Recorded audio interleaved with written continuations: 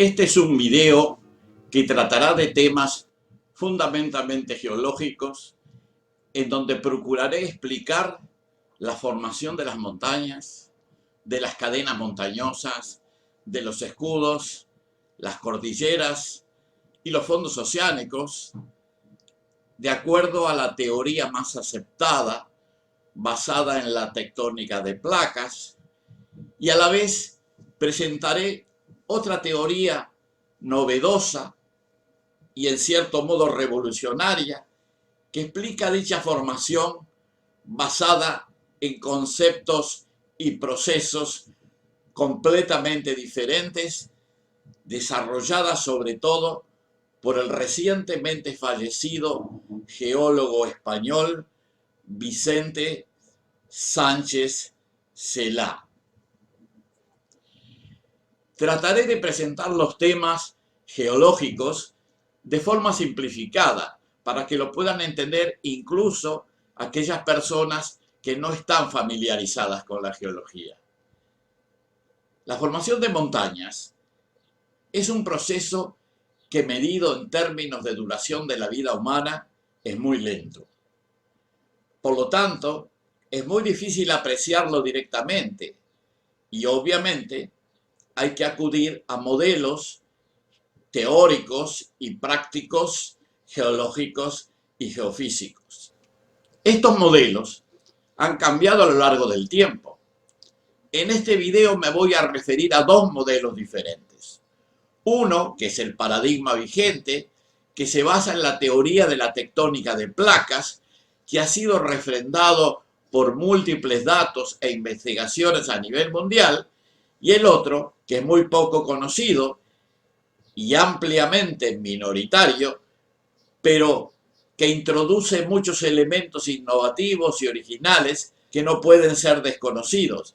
Es el modelo de los cambios de fase en la base de la corteza, desarrollado, como decía, por el geólogo español Vicente Sánchez Celá, al que me he atrevido a agregar algunos aspectos de la teoría de la expansión planetaria de los geólogos australianos S.W. Carey y J. Maslow. En la actualidad, como señalamos anteriormente, el modelo aceptado por la mayoría de los académicos y científicos es el que sostiene que la corteza terrestre está formada por un conjunto de placas tectónicas que estarían moviéndose muy lentamente y modificando la configuración de océanos y continentes, y estaría determinando los principales cambios de los relieves. En algunos casos, estas placas entrarían en un proceso de divergencia, lo que se llaman placas divergentes, con generación de fondo marino en la zona de divergencia, que sería el caso de las dorsales, por ejemplo, en el eje central del Océano Atlántico, y en otros casos entrarían en colisión las placas entre sí, produciendo levantamientos de la superficie, macizos ascendentes, montañas y mesetas. En otros casos, algunas placas se sumergirían unas bajo otras en lo que se llama subducción, provocando levantamientos en la placa montante y fosas en la placa subducida. También se daría el caso de placas con corrimientos laterales en lo que se llama bordes transformantes. Este modelo de las placas tectónicas asume que la Tierra siempre ha tenido aproximadamente el mismo volumen y que la energía necesaria para que se produzcan esos movimientos proviene de la radioactividad de las rocas. El geólogo español Vicente Sánchez Celá propuso otro modelo.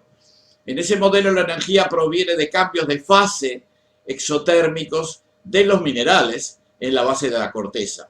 O sea, en el interior de la Tierra, en la parte superior del manto, predominarían, de acuerdo a Sánchez Celá, los minerales, casi siempre silicatos, de mayor densidad, con estructuras cristalinas densas, como la solandita, las cesitas y las estishovitas. En cierta medida, estas mayores densidades se deben a la formación por impactos de los materiales rocosos del interior de la Tierra por agregación de planetesimales. Podemos decir que cuando se formó la Tierra, los planetesimales, o sea, pequeños cuerpos tipo asteroides o meteoritos, chocaron entre sí para formar la Tierra, formando minerales y rocas que podríamos llamar impactitas, donde se almacenaría la energía potencial original. Digamos que estos minerales tienen densidades cercanas o mayores a 3. Sánchez Celá llama a estas rocas y materiales densialitas.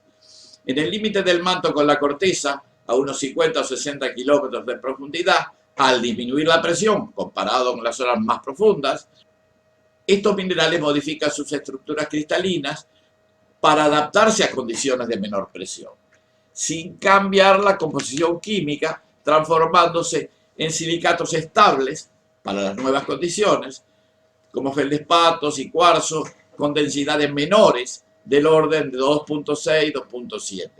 Este cambio de fase y de densidad implica aumento de volumen y como es exotérmico, o sea que produce energía, da lugar a calentamientos generales precisamente en esas zonas.